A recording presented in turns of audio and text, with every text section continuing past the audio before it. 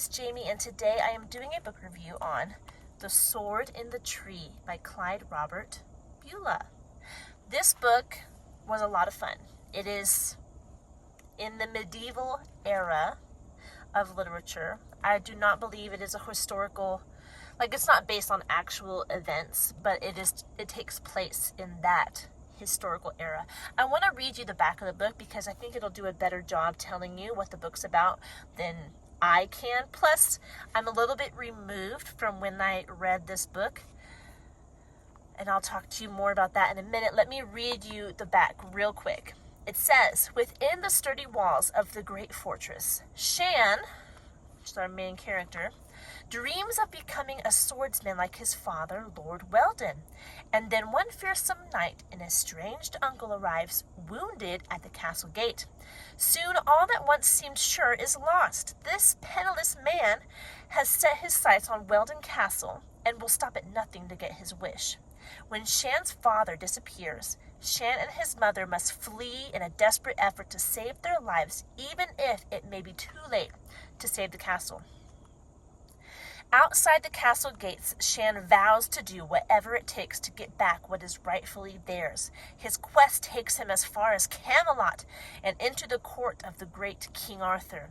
Will Shan ever return to the courtyard of the mighty tree to reclaim his father's sword and his rightful place as heir of Weldon Castle?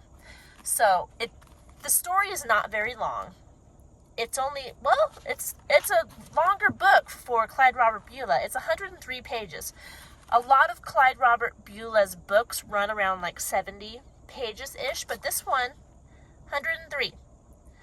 But it doesn't take long to read.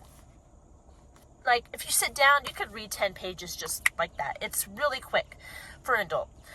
But for a kid, obviously, it'll probably take longer to get through. It says it's for ages 7 through 10, so 2nd through 5th grade. I will go ahead and put this in the 2nd grade playlist I have on the channel, but just keep in mind that it could vary depending on the reading level of your kid. That's why it says 7 through 10, because depending on the kid, it's a little different what they can read. This one, if you can look at the words, when I look at the pages like this looks like it would be a little bit much for a 2nd grader, but there are some 2nd graders that do read a lot like this. You know what I'm saying? There are some illustrations. Pretty good, actually. They're more realistic looking. They're not as artistic, I guess you would say. It looks more like the artist was trying to draw realistically, like I just said. That is Shan's mother. She's beautiful. Here's a good one. There he is with his father's sword, I believe, if I remember correctly, on the horse. So it's a good tale of perseverance and just not letting horrible people get away with horrible things. You know?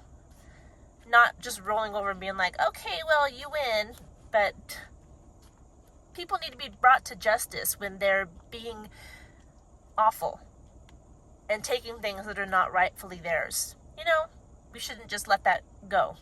They need to learn for themselves that that's not okay. They'll have better character if they can learn that lesson. So, let me see. When was this written? In 1956. So it's an older book. But it's a good one. Fun story. This is actually the last book in my stack of books that I was trying to get done. I mentioned it in previous videos, so I'm glad to be done with this. Are you proud of me? I am. I'm glad it's done. I'm glad I could bring this to you. I have more books now that I've read a long time ago that I probably won't read again, but I wanted to mention them on this channel, so now I'm going to dive into that stack of books, which will be really fun, I think.